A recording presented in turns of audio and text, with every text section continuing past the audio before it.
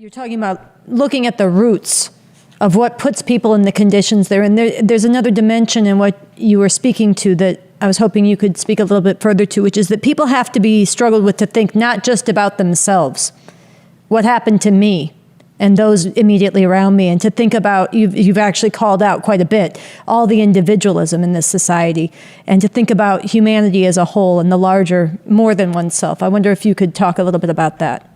Yeah, well, that's a big problem, you know. I mean, look, everybody is an individual and everybody has individual needs, and, you know, the point is not to ignore that or totally discount it, but there are much bigger things happening in the world that shape what the lives of individuals are all about. Why are you competing with somebody for a job? Why are you, if you're, you know, a student, why are you competing with somebody else to get a grant, you know, a loan? A position in this college instead of that college, you know, why every time you turn around are you in competition with people?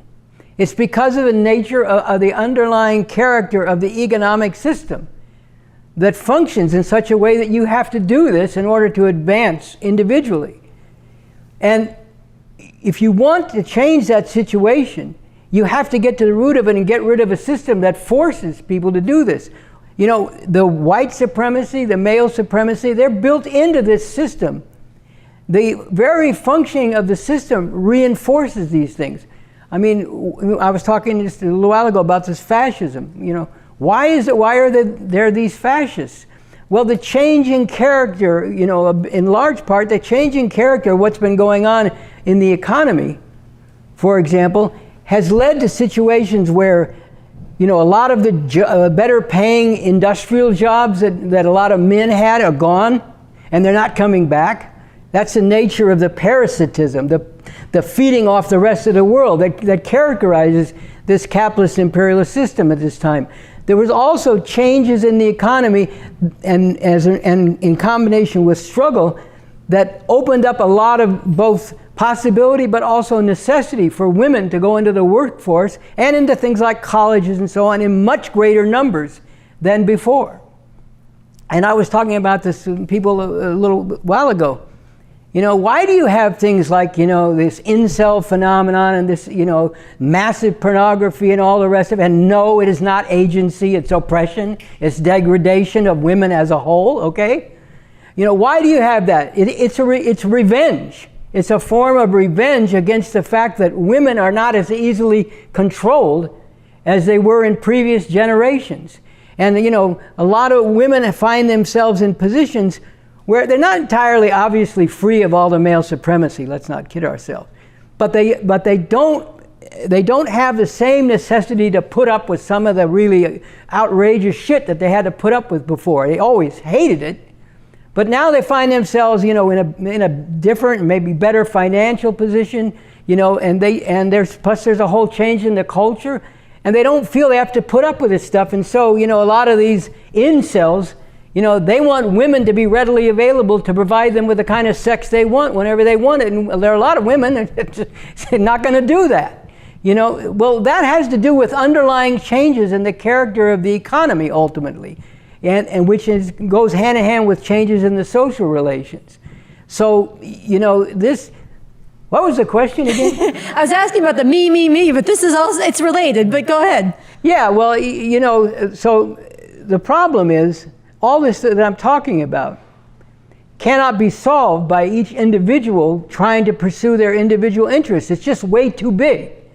You know, the underlying driving forces are just shaping things. Now we're back on the There point. we are. You know, they're just shaping things in such a way that it's way bigger than any individual. The climate, what's happening with it, is way bigger than any individual. The threat of nuclear war is way bigger than any individual.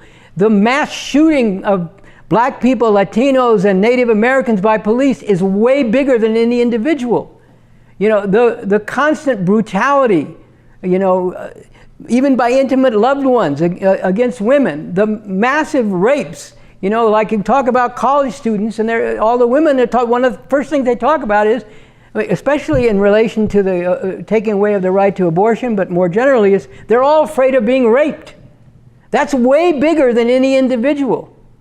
So you have to think in big terms about how are we going to deal with these big problems that are way bigger than any individual? And in order to determine how you're going to deal with them, you have to look at what's underlying cause of them. What has given rise to these particular things we're talking about? What are all these oppressive relations ultimately rooted in? They're rooted in the nature of the underlying dynamics of the economic system. Why, for example, is there massive sex trafficking? On a level beyond, there's always been these kind of horrors, and no, that's not agency either, okay? That's horrific oppression and literal enslavement of the, most horrific kind. But why are millions and millions of women and girls sex trafficked around the world? Why are so many vulnerable to that? It's because of changes that have gone on in the economy, with imperialist domination of agriculture, for example, in the third world to a large extent, way beyond what it was previously. A lot of self-sustaining basic agriculture, say on the family basis, has been undermined, and people can no longer live that way. And so you've got a tremendous depopulation from the countryside throughout the third world, Latin America, Africa, Middle East, and Asia. You've got tremendous depopulation of the countryside, and billions of people, moving into shanty towns surrounding the cities of these countries. You can look at Kenya, you can look at Angola, you can look at Brazil, wherever you go. It is now the case that for the first time in the history of humanity, the majority of people live in urban areas. But this means that there's been a tremendous depopulation of the countryside. So, people are thrown into these chaotic conditions where they, in these shanty towns, where they can't be and aren't integrated into the formal economy. In a lot of these countries, the majority of people are working in the informal economy, small-scale trading, or picking up a job here or there, or illegal activity. And so, if you're a woman coming from the countryside, completely uprooted, and you can't find a way any other way, you are very vulnerable to being tricked or forced into the whole, international sex trafficking. Now, that has to do with the social relations of oppression of women, but what has made it such a mass phenomenon is the underlying changes that have been brought about by the very functioning of the capitalist imperialist system as an international system of exploitation and super exploitation of people in these poorer countries. So, if you just try to, how in the world are you going to solve that? Any of those things I just mentioned, by everybody going for themselves and staying in your lane. As I point out to people, we need to make people aware that staying in your lane will not protect you from being run over by the system. So, these things have to be solved by people recognizing what's going on, getting to the root of it, and then acting collectively to transform all this. And it doesn't mean individuals don't count. Of course they count.